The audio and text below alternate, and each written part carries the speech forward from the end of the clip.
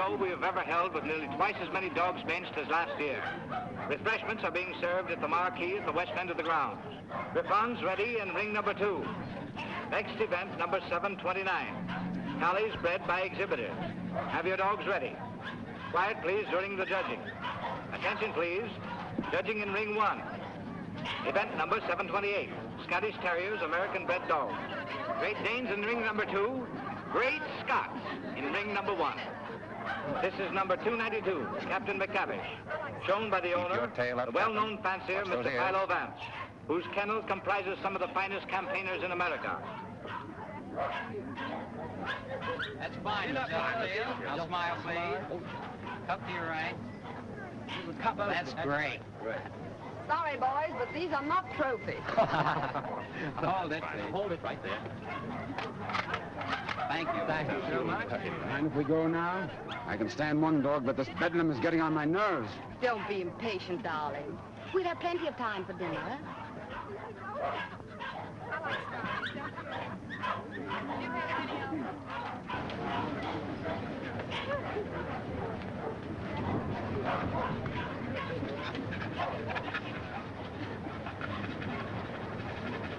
Holes are done. 2.5.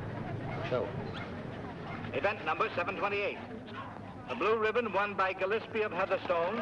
John D. Deviler is runner-up, and Midlothian gentleman receives the special. Better luck next time, Mr. Vance. Don't be downhearted, Captain. You're still champion with me. Maybe we'll have better luck in Italy, huh? Tough luck, Vance. I was hoping to have the pleasure of beating you tomorrow. Oh, thank you very much, Mr. Cole. Perhaps you'll get stiffer competition from Sir Thomas MacDonald. Perhaps. Well, borrow Misty Morn for a second.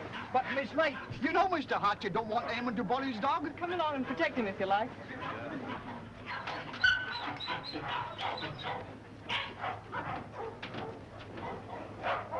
That's enough, Sir Thomas. I wouldn't take off another whisk.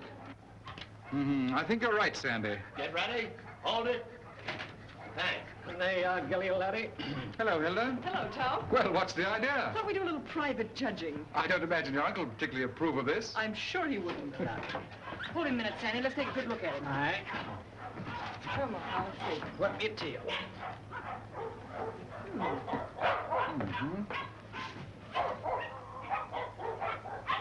Well, what do you think? I think it's a pretty close thing. But I'm not worried. Eh, Sandy? I think you bet he's safe, sir. Here we are, sir. What the devil do you think you're doing, Hilda? Well, How do you do? How do you do, sir? I just wanted to prove that you're going to lose money to Tom when these two get into the ring tomorrow. And have you proved it to your satisfaction? So much so that I want you to loan me $1,000 to place on Gilly. Hilda. That's cheek for you. Wants to bet against me with $1,000 of my own money. I wasn't asking you for your money. I merely want you to loan me some of mine. As long as I control the purse strings, you're not going to do any betting against me. You'll be grateful that I've saved a few thousands of your fortune someday. But don't raise your hopes too high, Hilda. Bring that dog out here. I shouldn't let him worry you, my dear. You knew how I hate him, Tom. Things he's done to me. I despise him. Darling. Now, let's see. Where did I put that? Ah, here it is. Unsolved murders. You know, I almost forgot it. I wouldn't have been able to sleep a wink tonight, wondering who murdered who and why.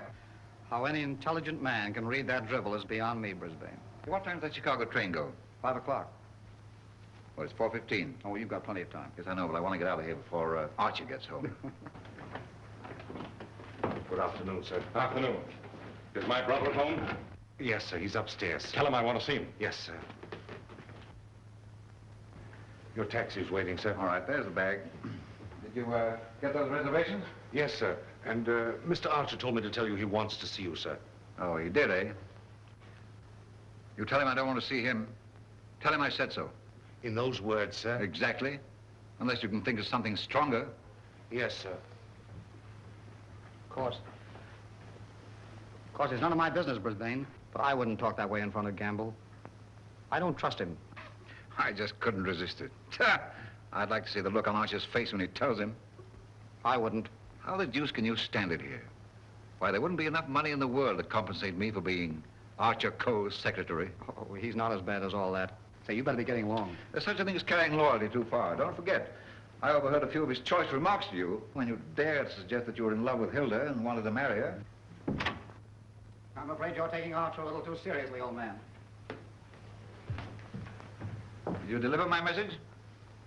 I thought it best to wait till you were safely away, sir. Do you mind dropping me off? I have an engagement with Hilda for dinner. Come ahead, come ahead. All aboard!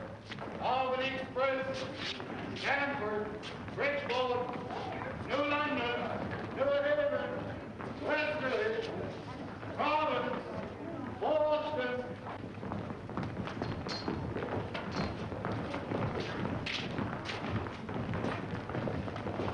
Here is Sir Thomas MacDonald New. What's the matter, Sandy? Something terrible's happened, sir. Gilly's gone. What? And I cannot find him. They've taken him off the bench, sir. Well, he couldn't have got loose.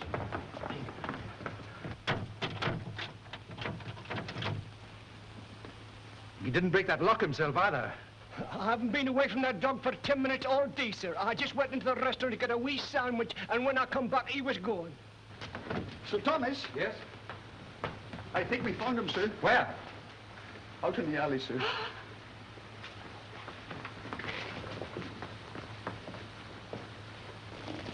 This way, sir.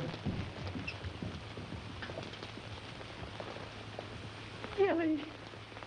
He's dead. Oh. I'll kill the man who did this.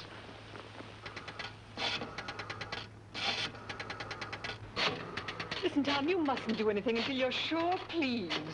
I've got my own ideas. Oh, I know Uncle Archer's mean and cruel, but I can't believe he'd do a thing like this.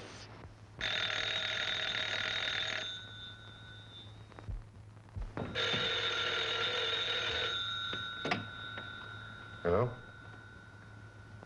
I'm sorry, but Mr. Archer Coe isn't here. Your dog dead? Well, I'm terribly sorry. I'll try to locate him at once.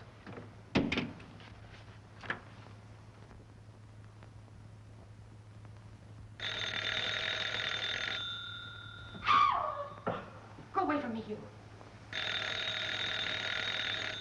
Get out of here. Get out. I suspected it when I saw you together this afternoon. You're nothing but a two-timing... Get out of my apartment. Get out. From now on, it is your apartment.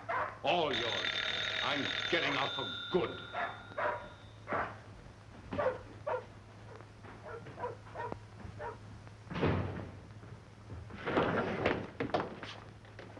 Ah, Mr. Coe. My dear friend, Yes, I see you are. Pardon? Yes. Oh, I am, how do you say it, tanto allegro. I came to see you. I have received a cable from Milan authorizing me to complete the deal for your Chinese collection and confirming the price of $117,000. Means decorations and all that sort of thing from a very grateful government, I suppose. Oh, un momento. But it's no good now, of course. I've changed my mind. Oh, but you have promised me. You can't go back on your word. What will I tell my people? What will I say? Pity you didn't think of this before. You might have been a little more discreet, eh, Grassy? But you have signed a contract with me. Too bad for you. It's still at my home, in my safe. Oh, but you will. Most certainly destroy it. Tonight. I'll tell you what I'll do. I'll give you Miss Delafield for nothing.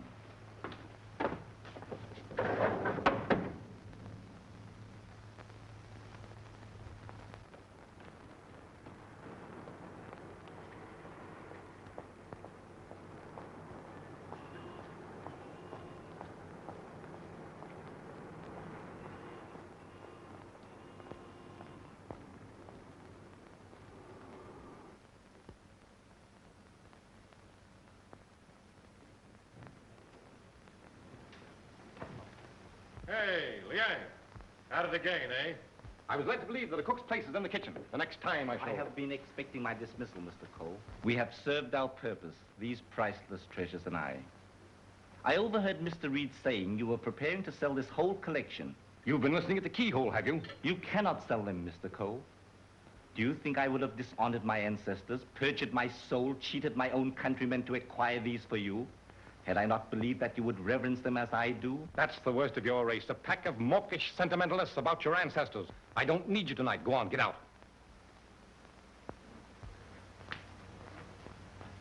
I would suggest you consider most carefully before you sell.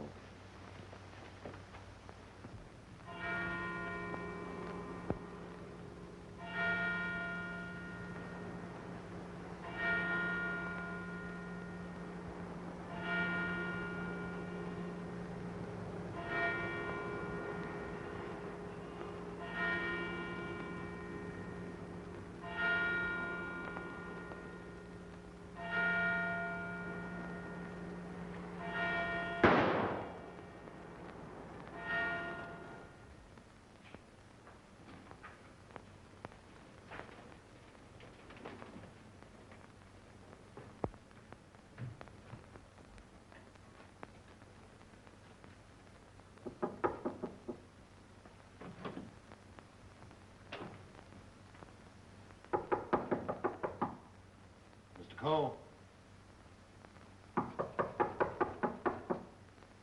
Mr. Cole.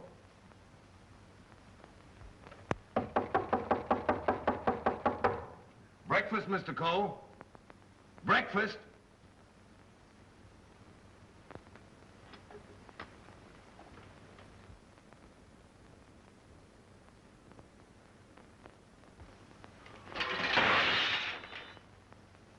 Mr. Reed! Mr. Reed! Mr. Reed! What is it, Gamble? Mr. Cole, Mr. Archer Cole has killed himself. Killed himself? When? How? He's sitting in there like, and the door's bolted. You're positive? Yes, sir, in his bedroom. Phone the police. Yes, sir.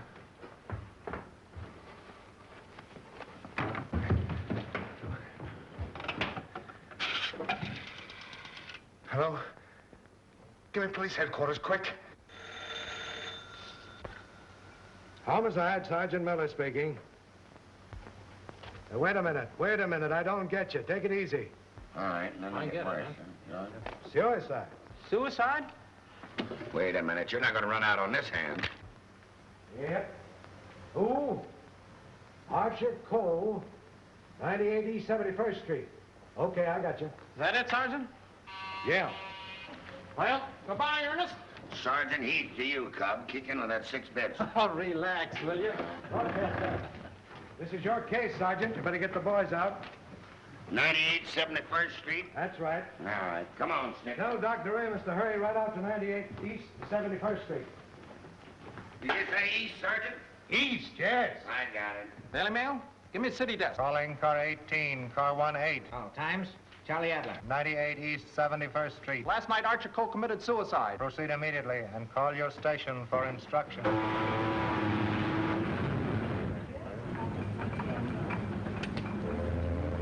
Fire and warmer with lights and moderate winds for New York vicinity today and tomorrow. Yes, sir. And now for the latest news flashes. Archer Cole, the well-known sportsman and collector, committed suicide last night at his home, 98 East 71st Street. His body was discovered by the butler at 8 this morning when he took up a breakfast tray. No reason has been advanced for this action as Mr. Cole was in excellent health and had no financial trouble. No news has been received from the crew of the accident. Is the land phone still connected? Yes, sir. But it will be disconnected in about 2 minutes, sir. I see.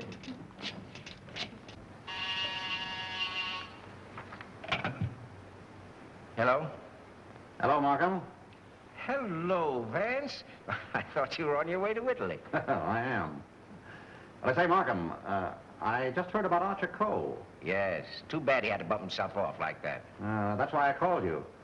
Are you sure that he did bump himself off? Well, his butler tells us he's sitting in a locked room with a revolver in his hand and a bullet in his head. I don't know what else you'd call him. I don't want to butt into your affairs, but aren't you a bit hasty in jumping to that conclusion? Hasty? Why? Well, if you knew Archer Cole, you would know that suicide is almost a psychological impossibility for him. Psychological bosh. 2 and 2 make 4, don't they? But how do you know you have 2 and 2? Just let me point out to you. Oh, point out the Statue of Liberty. Say, Vance. Hello? Hello? The land phone has been disconnected, sir. Oh.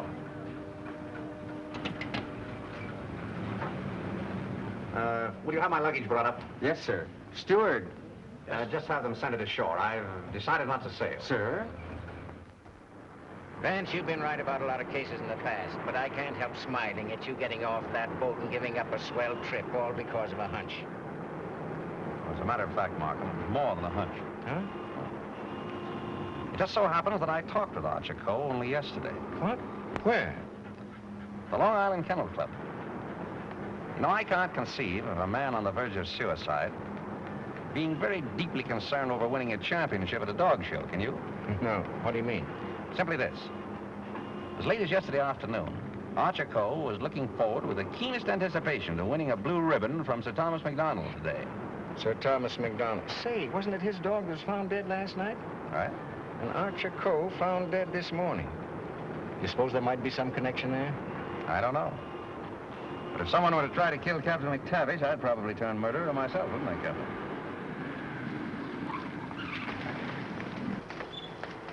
Hello, Mr. Markham. I got your message to hold everything up. What's the idea? Hello, Mr. Vance. Good morning, Sergeant. Well, it's been a long time. Several years. I might have known it would be you, the world's champion troubleshooter. Come on, boys. Come inside. Well, Chief, this is another just open and shut case. Mr. Reed, the secretary. This is Gamble, the butler. Yes, sir. Mr. Markham, the district attorney. How do you do, sir? And, Mr. Vance. How do you do? How do you do? Everything just as it was? Well, they said they haven't touched anything. We thought it best to leave everything intact, sir. Good. Where's the room? Upstairs. This way, please.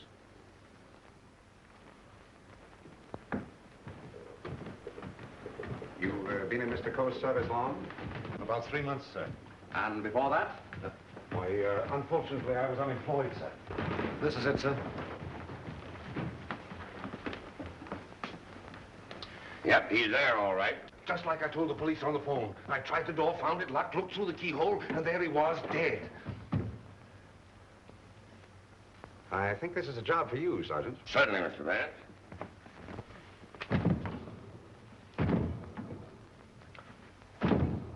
Well, Hennessy, what are you standing there for? Your health? This takes beef. All right.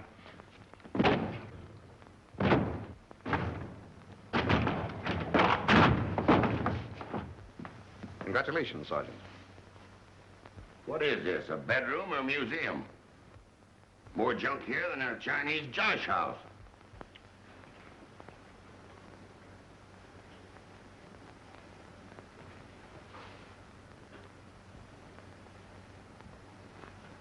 I trust I did the right thing, sir, by not breaking down the door. I realized I could be of no help to him. Oh, he's been quite dead for hours. Bumped himself off, that's plain enough. Certainly looks that way, Vance. I'm afraid your trip was spoiled for nothing. I think not, Markham. This may prove far more interesting than a trip to Europe.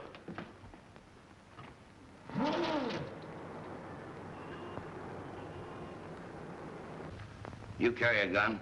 No, sir. You? Yes, sir, but only at night for the protection of the household. Is that it? Why, I... Come on.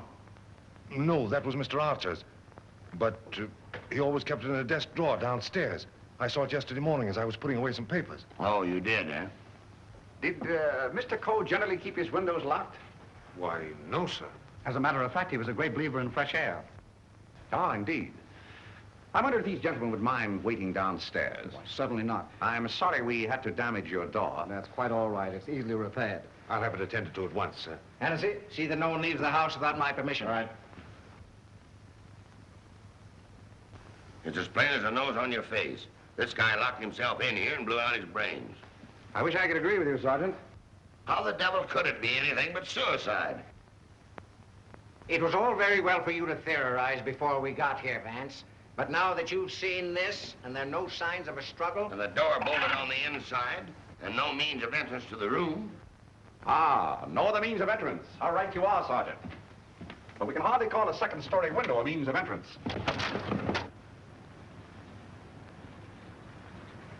And nothing here that even a human fly could crawl up. So why should Archer Cole lock his windows? Particularly if he was a fresh air enthusiast. I'm afraid your reasoning is not altogether convincing. Well, perhaps so, but doesn't it strike you as rather odd that a man should suddenly decide to commit suicide while changing from his street clothes to pajamas? Well, why not? A man debating suicide might get partially undressed and walk up and down for hours trying to make up his mind. Yes, he might walk up and down for hours, but not with one shoe half off. No, Markham. Something stopped him as he was removing that shoe. This was supposed to suggest suicide, but someone miscalculated. But you can't get away from that bolted door. I wish I could. The way you figure it out, the man was murdered. As soon as the killer is gone, he gets up, goes and bolts the door, plants himself in a comfortable chair with a loaded gun in his hand to suggest suicide. That's a swell theory.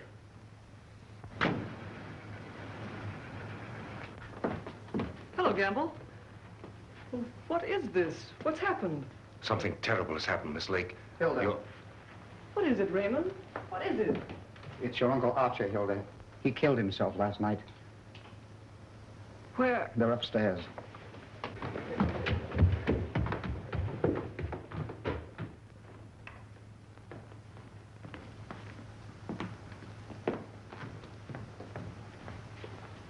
Hey, don't touch that body, miss.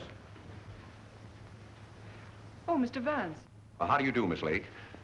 This is Mr. Markham, the district attorney. How do you do? Miss Lake, he's Coe's niece. I'm sorry, Miss Lake, but you mustn't touch anything until the medical examiner arrives. It's against regulation. Is it also against regulations to tell me what's happened? We arrived only a few moments ago. We found your uncle as you see him. It has every appearance of suicide. I doubt it. Do you know of anyone who would have reason to kill your uncle? Yes, I had for one. Why, Miss Lake? Because he stood in the way of everything I wanted. He made my life miserable because he held the purse strings. And because he was jealous of every man who came near me. I was afraid of him. Oh, the horrible nights I've spent in this house. Are we to accept your comments as a confession of murder, Miss Lake? Look here, Markham, that's ridiculous. Please, Raymond. I think I can handle this situation myself. When we found your uncle, Miss Lake, the door was bolted from the inside. Bolted inside? Oh.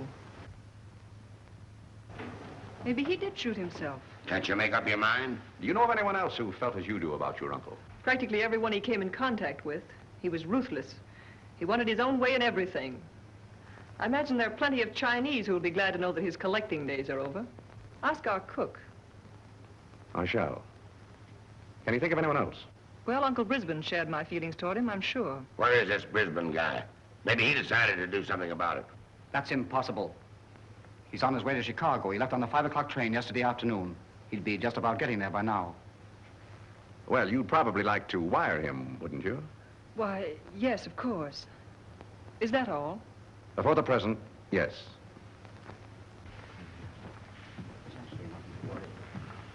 Suppose we check up on Uncle Brisbane on that Chicago train. Won't take me but a minute.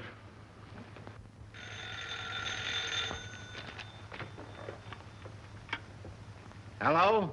Come on, Simpkin. Get your feet off the boss's desk and jump down to Grand Central.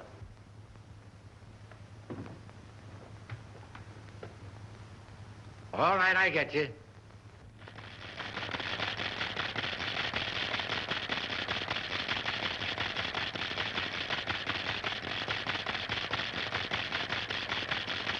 Yes, Mr. Heath. Langham Hotel, Chicago? Yes, sir. I'll rush the call. Hold the wire, please. Oh, yes, Mr. Heath. We're expecting Mr. Brisbane Coe this morning. Oh, yes, he wired for a reservation last night. Thank you. Goodbye. Yep. He took the 5 o'clock train, all right. Good. You know, there's a few things I'd like to find out about this girl, Hilda Lake. Why are you always trying to check up on me? I'm not trying to check up on you, Hilda. I want to help you. Well, you know how I feel about you. You know that I love you. But lately you seem to have changed. Every time I want to speak to you about marriage, you evade me. What's on your mind? Oh, nothing, nothing. Raymond, I never said I'd marry you. But I thought that now that I could take you away from here. You might as well know now as later. When all of this is cleared up, I'm going to marry Tom McDonald. Oh. Oh, try to understand, Raymond. I'm sorry. Oh, don't tell me. Come on, don't keep quiet. Oh, suicide, my eye, with the DA himself and Vance on the job? It's suicide, and that's that. Oh, come on, have a cigar. It's still suicide. Hey, wait a minute. Are you a reporter? No, I'm Sir Thomas McDonald. I'd like to talk to the officer in charge here. Oh, come on inside. Tom! Why didn't you stay away from here? And leave you to face this thing alone? But you promised me last night you wouldn't come here. Won't you go, please? I can bluff it through. I don't want the police asking you questions. I know all the answers. Oh, but please go for my sake. Well, let's forget about it, shall we? It's too late now in any case. The police are guarding every entrance. Wait a moment. You can cross through that yard and get to your apartment. No one will see you. Take the first boat to England and I'll join you as soon as I can. Watch out for those newspaper men, Sir Thomas. They're even deadlier than the police. I had no intention of leaving. Ah, good. Oh, by the way, I was sorry to hear about the death of your dog last night. Oh, thanks. You didn't by any chance discuss it with Archer Coe, did you? No. If I had, I might have killed him. Well, did you? That's your problem. I want to see. Any news, Doctor? How about a statement now? Give me a chance. Oh, wait a minute. I'm a doctor, not a magician. Almost full and funny. Go on now, scram. All right, now let's Wait a minute. Trying to get in here. Hello, Doc. Hello. Hello, Kelsey. Where have you been? Haven't seen you for a long time. Working hard. What kept us along? Did you walk all the way? You always pick on me at mealtime. I was in the middle of cakes and sausage. What have you got? Just plain suicide. This guy locked himself in the room, bumped himself off. Suicide? Then why didn't you let me finish my breakfast? Hello, Doc. Hello, Markham. All you need is an order to remove the body. If you told me that over the phone, I'd have sent my assistant. Mr. Markham told me to phone you personally. Don't crab at me about it. I'll give you the approximate hour of the death, if you want it. That's big-hearted of you, Doc. And the routine autopsy, we can do tomorrow, as it's just a case of suicide. Why do you jump to that conclusion, Doctor? I know a dead man when I see one. Besides, the door was bolted. I know. The door was bolted from the inside. But what about the body? Hadn't you better have a look at it? I was going to. I'm a doctor, not a detective. This man is dead with a bullet hole in his right temple. He's holding a gun in his right hand. Just the kind of wound that might have been self-inflicted. The position is natural, and the door was locked on the inside. Well, let me see. That's strange. Did you find something to disturb you, Doctor?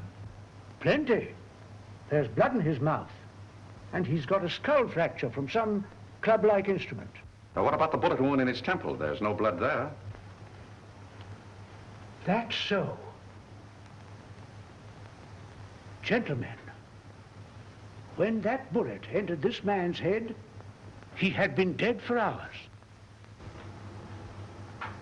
Can you place the time of his death? I'd say from 8 to 12 hours ago. Would you say that the revolver was placed in his hand before rigor mortis set in? Yes. Did he die from the effects of the blow on the head? No.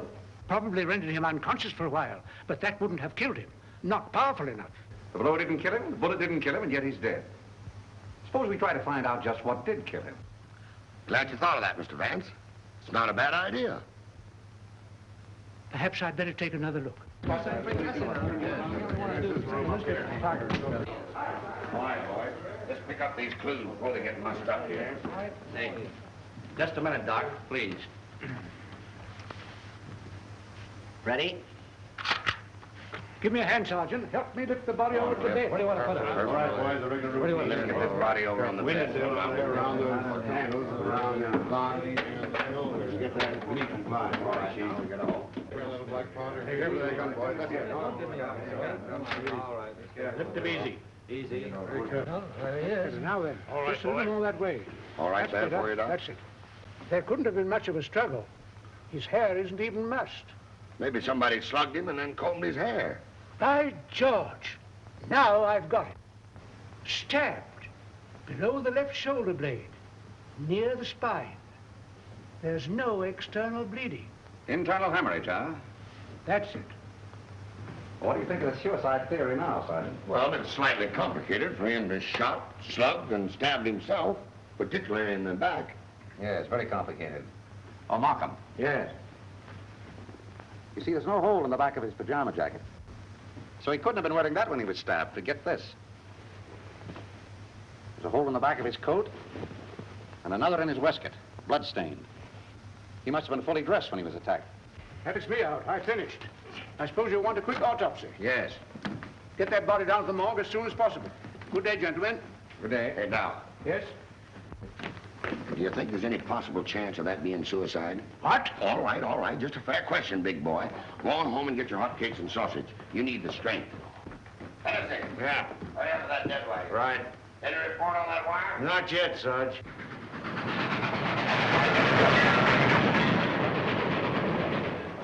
Send a wire to this guy Markham, 98 East 71st Street, New York City, and tell him, Brisbane Co. not aboard this train. Wallace, conductor, train number 7. Sit down.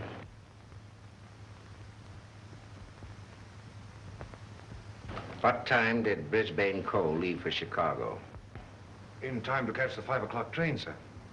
How do you know he caught the 5 o'clock train? I phoned for the reservation, brought him his walking stick and overcoat, and put his bag in the taxi. Ah. Did you remain in the house all evening? Why, no, sir. I went out about 6:30. It was a servant's night off. Everyone was out to dinner. Did you notice anything unusual in Mr. Brisbane's manner when he left? Oh, now that you mention it, he was distracted and very irritable. You say you gave him his stick? Yes, sir. What kind of stick? His favorite, an ivory-handled one. He never went anywhere without it, sir. You're quite sure he took that particular stick with him? Positive. I handed it to him myself, sir. Did you see him when he returned here last evening? Returned? Yes. I didn't know he had returned, sir. Then whose ivory-headed stick is that hanging over that chair in the hall? I don't know, sir. I swear I don't know. Sit down. Steady, Gamble. Steady. Is this it? Is it? Yes, sir. I can't understand it.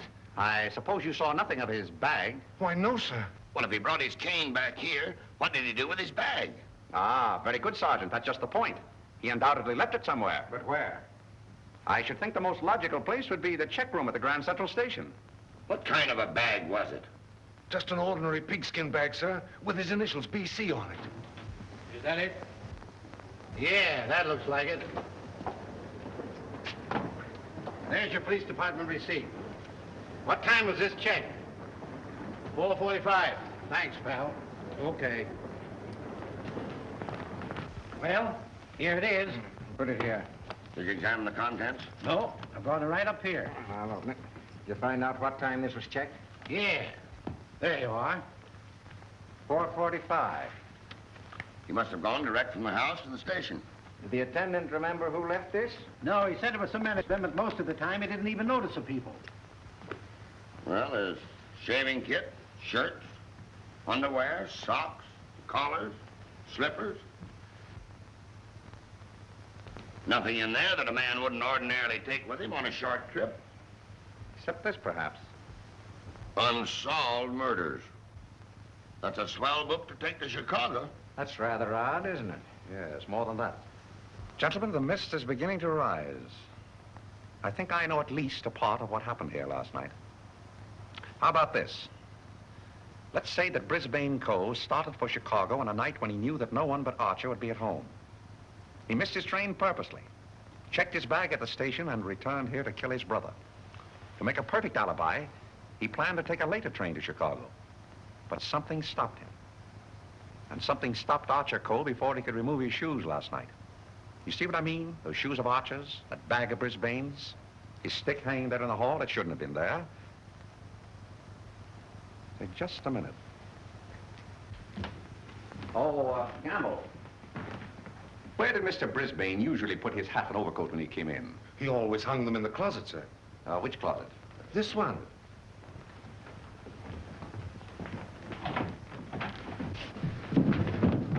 Oh!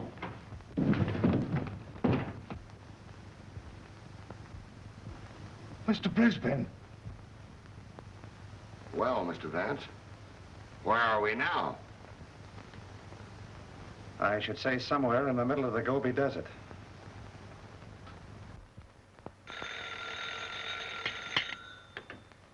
Hello. What? Again? I'm right in the middle of my lunch. First you interfere with my breakfast, then you ruin my lunch. Don't you boys ever eat? No, I'm on a diet. Oh, all right. Hello.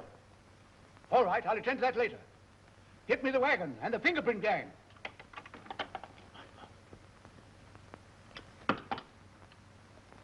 Just a minute, fellas. One side, please. Just a moment, please. Ready? That's all. All right, go ahead. Here. He's been dead for hours. And me thinking all the time he was playing possum. Well, there are too many people in the world anyway. Mr. Vance, this is just ordinary junk. I'm afraid so. And I'd rather hope for something important. Which one of the two victims died first, Doctor? Archer, I think. This one a little later. And the weapon? The same, sharp and narrow. Second. Tag and list these. I think I better fingerprint everything inside and outside here. Right, Captain. Hennessy. Yes. Look for a sharp, narrow weapon. Right. Found something? Why, it looks like fishing tackle. It's tackle, all right, but not fishing. Markham, we're dealing with a shrewd brain. The technique of this crime was very cleverly worked out. But something went wrong. Sergeant, here's your order for the removal of the body. Thanks, Doc. So long. I want food. Well, nobody's stopping you. And if you've got any more corpses, bring them out now, will you? I can't be running up and down here all day. What do you mean running up and down all day with that swell car the city gave you? Oh. Nothing upsets the doctor.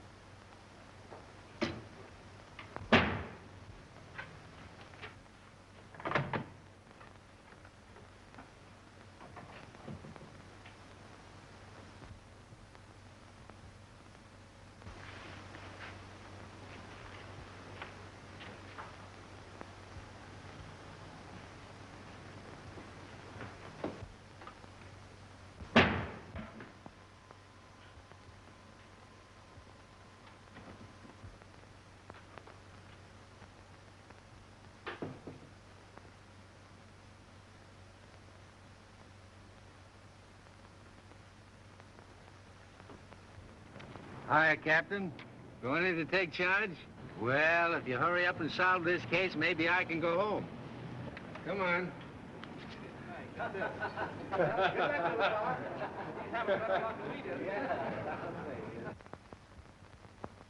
can handle everything if I don't get too much interference. Oh, Markham. Yes? You're just in time for a demonstration.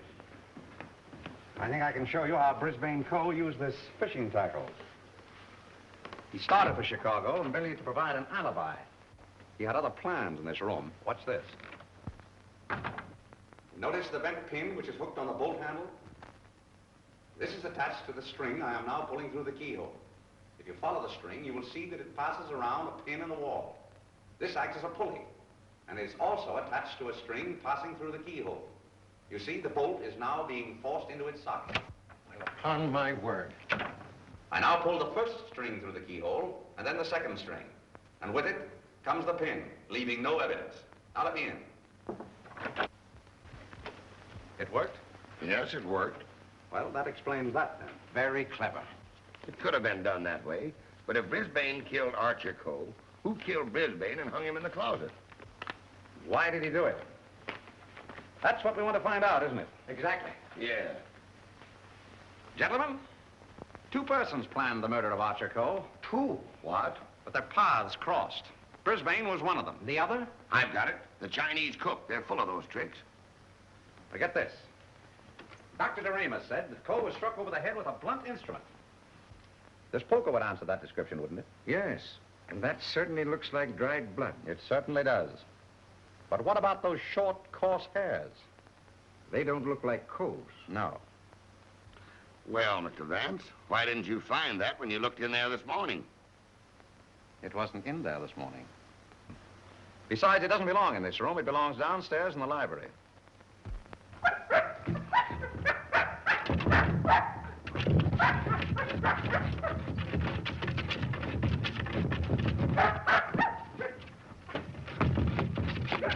That you, Captain? What's the matter with you? What is it, Captain? What is it, Captain?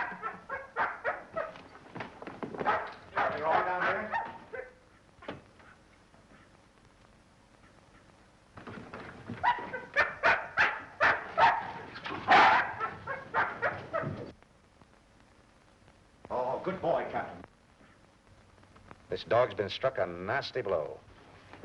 That explains the coarse hairs on the poker. Whose dog is this? I don't know. I mean, I've often seen it in the vacant lot, sir. Just tell the truth, Campbell. Yes. Why don't you?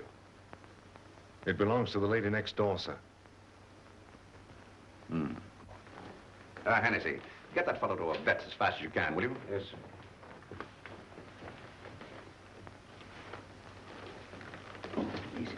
Easy, boy. Easy. Now, Gamble, let's have the name of the lady next door. Doris Delafield. Yes, I'm Miss Delafield. Won't you sit down, gentlemen? Thank you. I'm sorry I didn't win you a trophy at the dog show. You're quite a fancier, aren't you? Yes, somewhat. I'm interested in one of your dogs, the Doberman. You mean Figaro? I wonder if I could have a look at him. I'm terribly sorry. You know, he slipped his leash last night and ran away. I've notified the police. My maid's been scouring the neighborhood trying to find him. Well, did she inquire at Mr. Coe's house next door? Well, I don't know. You and Mr. Coe have been good friends, haven't you?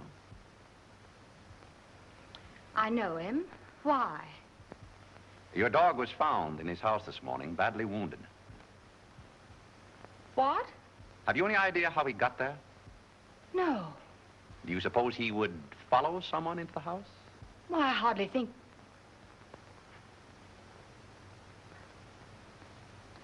So what are you driving at? Mr. Archer Coe and his brother were murdered last night. Murdered? I was afraid that... Just a moment. Hello. Is that Miss Doris Delafield's apartment? Would you please tell Miss Delafield that we couldn't get the reservations for her and Mr. Grassy on A deck, and ask her if B deck would be satisfactory? Miss Delafield will not be sailing. You can cancel a reservation for them both. Both?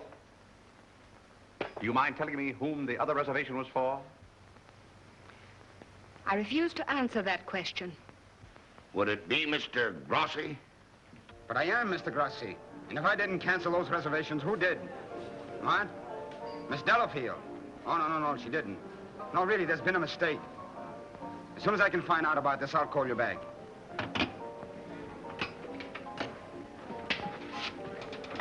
I don't think you'll find Miss Delafield at home just now. And as for the cancellation of your steamship reservations, we regret very much that it was necessary. Who are you? This is Mr. Markham, the district attorney. Oh, I'm honored, but I'm afraid I don't quite understand. It's about this. As a matter of fact, Mr. Coe didn't commit suicide. He was murdered. Murdered? Would you mind coming along with us? Just a little matter of comparing fingerprints. No, not in the least.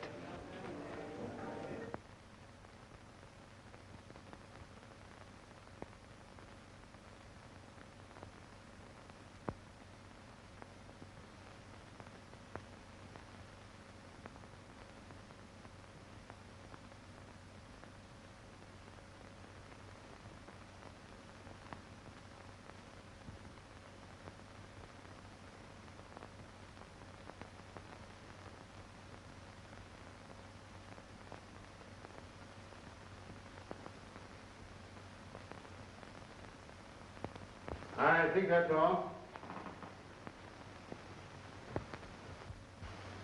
Found anything yet? The one taken from the doorknob is too blurred for identification, but this one is very clear. It appears to be that of Liang, the Chinese cook.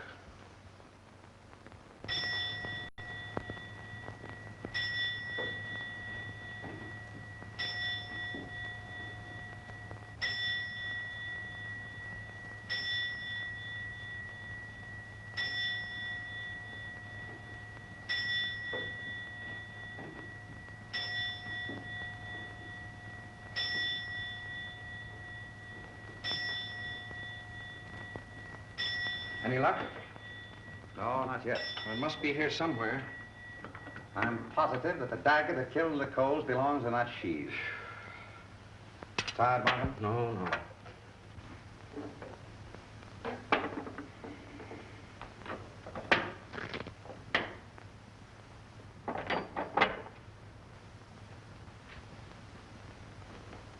Well.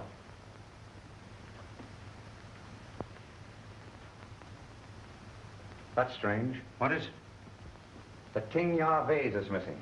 It's the most valuable in the whole collection. That's all that's left of it. If I'm not mistaken, that's blood. Blood? Markham, I'm coming more and more to the belief that Archer Cole was killed in this room. That poker, this dagger sheath, now these fragments, all here. But, Vance, do you mean to tell me that the dead man walked upstairs? I'm not trying to tell you anything but the facts. It's the most remarkable case in my experience.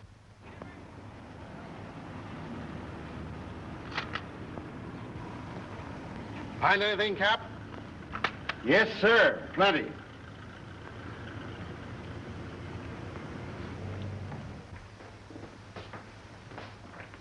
Oh, Mr. Reed. Oh, yes, Mr. Vance. Would you step in for a moment, please? Certainly. Smoke? No, thanks. Did you notice that the Ting-Ya was missing? Missing? Why, it was here yesterday evening. At what time? At about 6:30 or 7 o'clock. I came back to talk to Mr. Cole. About what? Well, as a matter of fact, I wanted to quit my job as his secretary. Oh, you'd been having some difficulties with him? It was rather a personal matter. I wanted his permission to marry Miss Lake. What did he say to that? He ordered me out. You went? Yes. Where? I went to find Miss Lake. I thought she was at the Kennel Club, but I had a puncture on the way, so it was rather late when I got there. She'd already left with Sir Thomas MacDonald. Then I came home and went directly to bed. Did you hear anything or see anything when you came into the house? No. But after I'd been in bed for a while, I heard some noises downstairs. I opened the door and looked down, but it was only Liang, the Chinese cook, coming in. Was he customarily noisy in entering the house? Oh, as a matter of fact, it's the first time I ever heard him come in. Indeed. Well, I think that's all, Mr. Reed. Thank you. Thank you. If there's anything I can do to help, let me know. Quite right. Good night. Good night. I think I'd check up on that Kennel Club alibi. I will. You might have those fragments checked for fingerprints, you will. Yes. Meanwhile, I'll do a little exploring in the kitchen.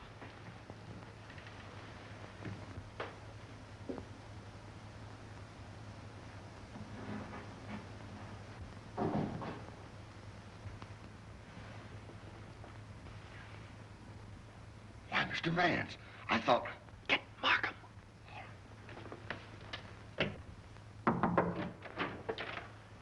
Mr. Liang, I believe. You're the cook. Me cook. You can drop the pidgin English. That isn't necessary with me. Where did you go to school? Columbia University. Ah, that's considerable education for a cook, isn't it? Mr. Coe employed me because I know a great deal about Chinese porcelain. Ah, I see. Ah, that's a very lovely piece of Ting-Yao, isn't it? How did it get broken? I don't know, sir. I found the pieces in the wastebasket in the library. You want me, Vance? Oh, yes. See that, Markham? More blood spots on the inside. Apparently, the murderer dropped the dagger in here to hide it, but he dropped it too hard and the vase broke. When did you find these pieces? This morning. This morning? You're sure it wasn't last night, about 8 o'clock, let us say? No, sir. I did not get in until after midnight. I'm sure Mr. Reed or Mr. Gamble will tell you that. What time did you find the poker? The poker? Yes, the poker. The one you hid in the Chinese chest in Mr. Archer's room this afternoon. But I don't know what you mean. Oh, yes, you do. I was behind the door in that room when you hid it. Let me handle this, Mr. Vance. Are you going to talk? Or do I have to make you? Wait. I'll tell you the truth. Well, spit it out. When I returned to my room here about 8 o'clock last night... Ah, I thought so. I heard angry, muffled voices in the library. Then a dull sound as of someone falling. I stood at my door here and listened. Then I heard footsteps cross the kitchen and go out the back door. And then? I walked up the corridor, and everything was very quiet. I opened the library door and looked in. The furniture was overturned. The poker was there. The desk was disarranged, and the valuable Ting-Ya vase was broken. I thought there must be something wrong, so I went upstairs and looked into Mr. Coe's bedroom. He was dead. Fearing that I might be suspected, I went back to the library and picked up the broken pieces of the vase, and together with the poker, I took them to my room. And knowing that you were alone in the house, you were afraid you might be suspected. So you hid the weapons and left. Yes, sir. You returned to the house about midnight and purposely made a lot of noise so as to establish your alibi. Is that right? Yes, sir. All right, then. Where'd you put the dagger? I did not find the dagger. Don't give me that. What did you do with it after you stuck it in Archer Coe's back? I've got it, Mr. Markham. Yes? What? Fingerprint on this broken fragment belongs to the Italian, Eduardo Grassi. Well, Mr. Vance, looks like somebody else miscalculated. Yep, it fits. Oh, that doesn't prove anything. What about this?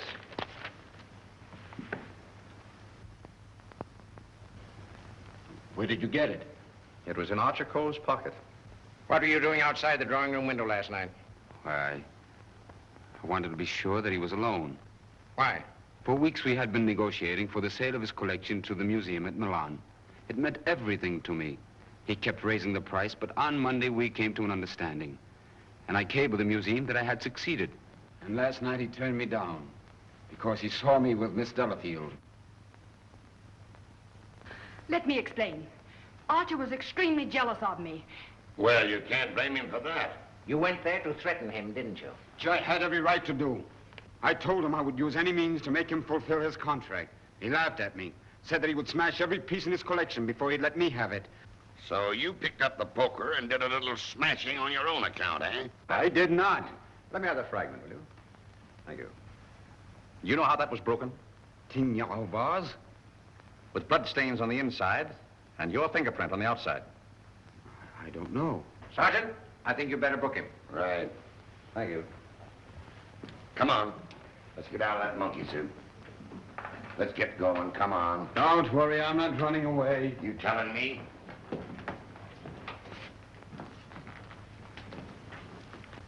I suspected the Italian all along. Exactly. But why should Grassi also stab Brisbane? And what about the Doberman? You see, Markham, we have nearly all the pieces of the puzzle, but none of them seems to fit. Here we are. This isn't it. This is the basement. I know. Come on.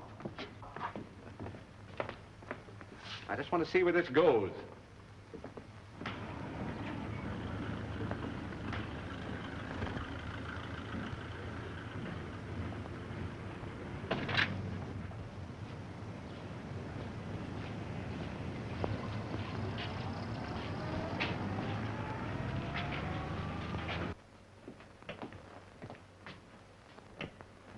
Good evening, sir. Gamble. By the way, how long have you been using that name? All my life, sir. Dubois checked Gamble's fingerprints at the Identification Bureau, and who do you think he turns out to be? Not Gamble? No. Atlantic Eddie. He used to work the boats on both sides of the ocean. Honestly, Mr. Vance, I haven't turned a trick in 5 years. Oh, that's all right, Eddie. I just wanted to let you know that we're old pals. Sir, someone slipped in the back door and went into one of the front rooms.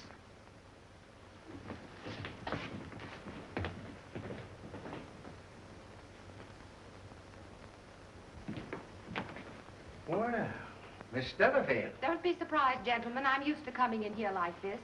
you seem to know your way around here pretty well. As the district attorney, you're responsible for this case, aren't you? That's right. Well, I'm tired of detectives. I'm tired of being spied on. All you want to know is who killed Archer Coe, isn't it? Naturally. Well, I did. What? Yes. And there isn't a jury on earth will convict me when they hear my story. You don't believe me, do you? You were wondering this afternoon how my dog, Figaro, could get into this house. Well, he was following me. He was defending me when he was struck. Well, where did you kill Mr. Cole? In his bedroom. What kind of lipstick do you use? Lipstick? What's that got to do with it? Is that yours? Yes, that's mine. While I was struggling with Archer, my bag dropped on the floor and everything spilt out. Won't do, Miss Delafield. It's an old trick. It's not a trick. I didn't realize that you were so fond of Mr. Grassi. Mr. Grassi has nothing to do with it. Take me down to the station. I'll say nothing more until I get an attorney. Help! Help! Help! Help!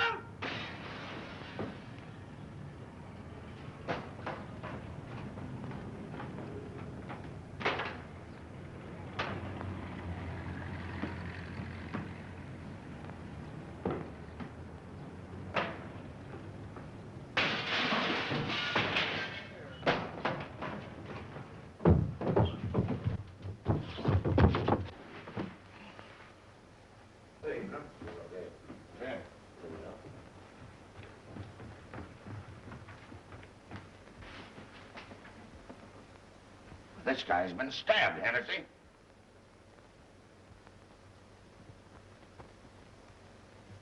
Is this it, Mr. Vance?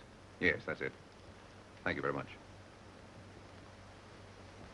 First you spoil my breakfast. Then you break up my lunch. Now you pull me out of bed in the middle of the night. And this fellow not even dead. Why don't you put that in your report, Doc? Of course, fingerprints would never pick up on that silk handle. But it fits perfectly. Where did you find it, Sergeant? Under the bed. Congratulations. That's all right, Mr. Vance. 3 crimes with the same weapon, Markham. Tom, what is it? What's happened? I don't know, dear. Somebody stabbed me. Is it serious, Doctor? Oh, no. I gave him 3 grains of sodium amytal to quiet his nerves. He'll be all right. I'd like to rent a room here till they finish this case. Poor darling. I wish I hadn't got you mixed up in all this. You shouldn't have come here. Let me see this through alone. Oh, I won't leave you. Can't we get away from here? We leave tomorrow. Together. Well, what do you think about it, Doc? Well, the thrust punctured the median basilic vein and caused a hemorrhage.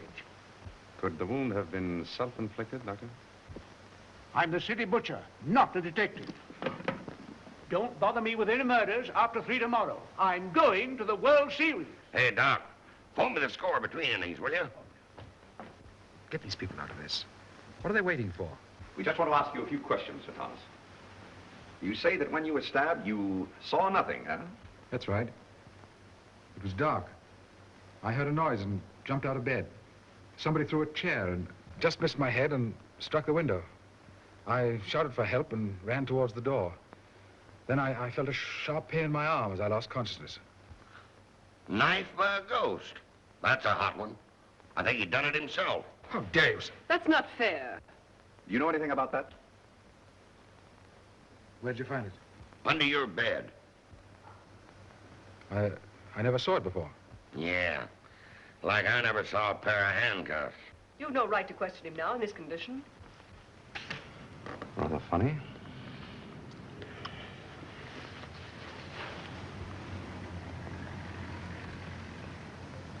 You see what I see in Archer Cole's room? I have a suspicion that whoever killed the Coles came from this house. Probably from this room. Gentlemen, I think I can fit the pieces of this jigsaw puzzle together. Now, here is East 71st Street. This is the Cole house, the yard, and the apartment house next door. Now, let's have a look inside. This is McDonald's apartment. Directly opposite is the window of Archer Cole's bedroom. Underneath McDonald's apartment is the cozy little nest of Miss Delafield and her temporary guest, Mr. Grassi. This is the elevator, and here are the stairs that lead directly to the back entrance. From there, it's easy to reach the back entrance to the Cole house across the yard. Now, that's the front hall, and here's the library. On Wednesday evening, between 7:30 and 8 o'clock, Archer Cole was sitting alone in that room. Now remember, it was the servant's night off. The killer must have known this when he came in the back door. He was so intent upon what he was planning to do that he must have left the back door open, because from somewhere in that vacant lot came a dog, a Doberman Pinscher, belonging to Doris Delafield. He saw the back door standing open and went in.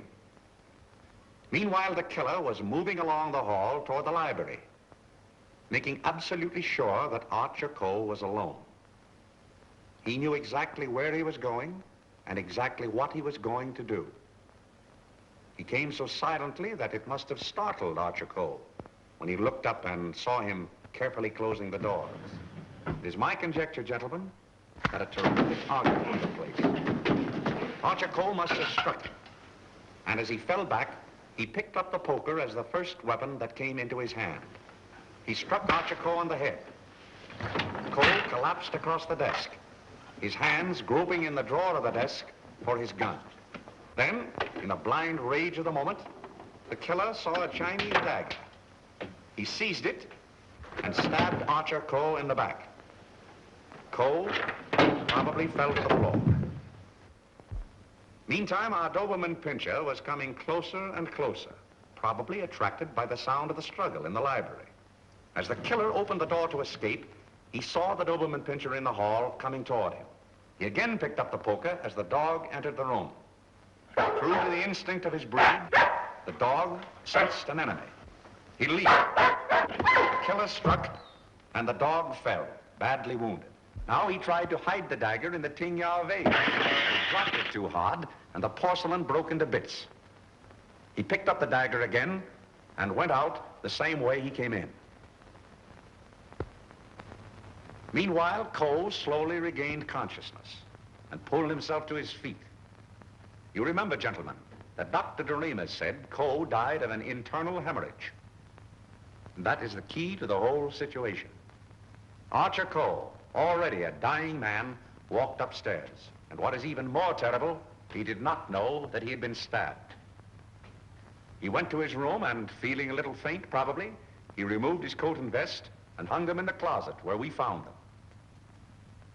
He put on his pajama top and went to the window and raised the shade. Can you imagine the killer's emotions when, from someplace in the apartment house across the vacant lot, he looked over and saw the man he thought he had killed standing there at the window? He knew then that he had to go back and complete his job to save himself. Feeling very faint by now, Archer Coe went from the window to the chair beside his desk, where he sat down. There, he started to remove his shoes. You remember just how we found him. In the very act of removing them, before he could get one of them entirely off, he died. I don't think he ever knew what killed him. Now we come to the most awful part of the tragedy. Brisbane Coe came back to the house with a cleverly worked out plan for killing his brother. He also knew that it was the servants' night out and that he would not be disturbed. He went down the hall to the library, and from the drawer of the desk, he took Archer Coe's own revolver and put it into his pocket. Then, turning out the light on the desk, he went out of the room. He hung his stick over the chair in the hall and tiptoed up the stairs and into Archer Coe's room. He saw his brother sitting in his easy chair, apparently asleep. I can see him tiptoe across the room. And from somewhere just across the desk, he took out the revolver and with careful aim, he pulled the trigger.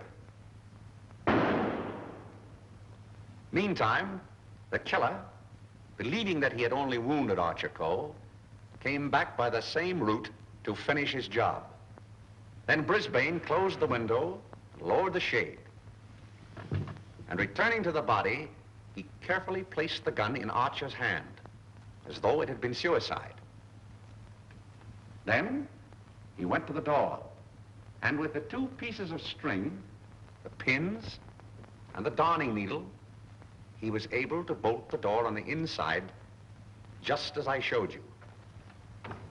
A very clever device, gentlemen, which he had discovered in the book of unsolved murders, which we found in his suitcase. Then, gentlemen, Brisbane went on down the stairs, little knowing what awaited him there. The killer mistook Brisbane for Archer Coe and drove the dagger into Brisbane's back. Then, to hide the body, he dragged it into the closet. I doubt if he even discovered his mistake until the next day. That's great. But who did all that? Well, you can search me. I'm going screwy. You can include me in that, Sergeant. Haven't you got any ideas at all, Vance? Markham, it's a maze of conflicting clues. Any one of 7 people might have done it.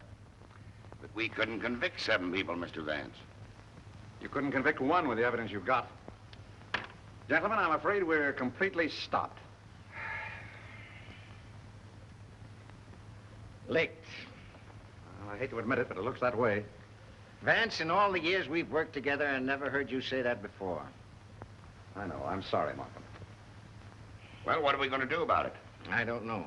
Are you sure you checked up on all the alibis? Every one of them. And you've gone over the fingerprint situation with your boy? Yes, sir. Well, we've slipped up somewhere, Sergeant. But there must be something that we can get our teeth into. Markham, I suggest that you dismiss this case. What? Dismiss it? Yes, turn all the suspects loose. I can just see all the newspapers in this town screaming for a new district attorney. Well, we can probably cover you up all right, Mr. Markham. I've said it was suicide all along. Yes, I know. We could put that solution on it, but I hate to do it. All right, Sergeant. Go ahead. Turn him loose. Turn him loose? Yes. Well, Mr. Vance, this is once we're both stuck. When you give up, Vance, I'm sunk. Oh, I haven't given up. I have another idea. What? If it works, I'll have your killer for you in half an hour. I'm going to arrange a little meeting with him now. What? But you let me dismiss all the suspects. Yeah, that's just what I wanted you to do.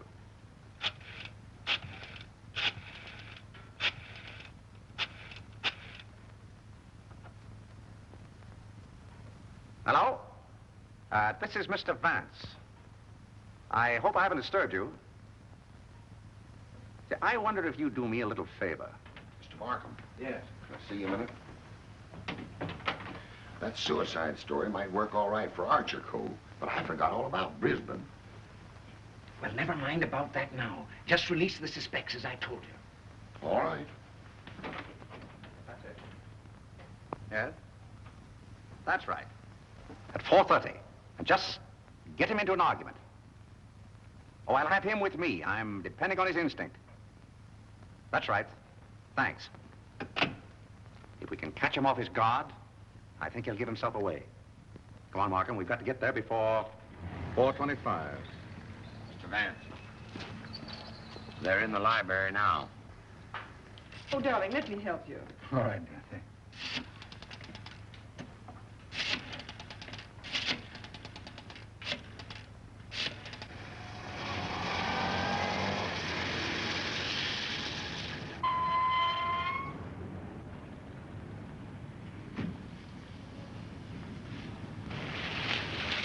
Well, it's the first time we've used bloodhounds in police work since I wore high-button shoes.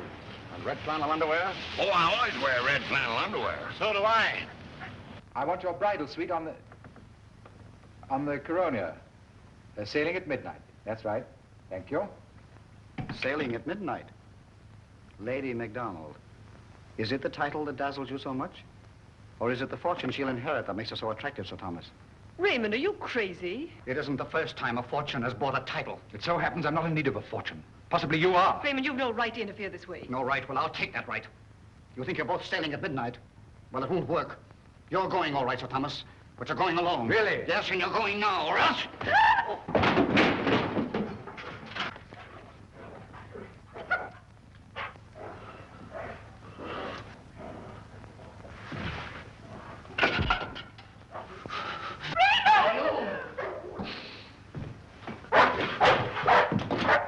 Ah, the poker again, huh?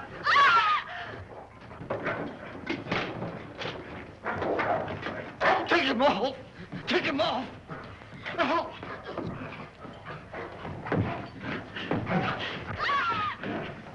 Take him off! Will you take him off? Help!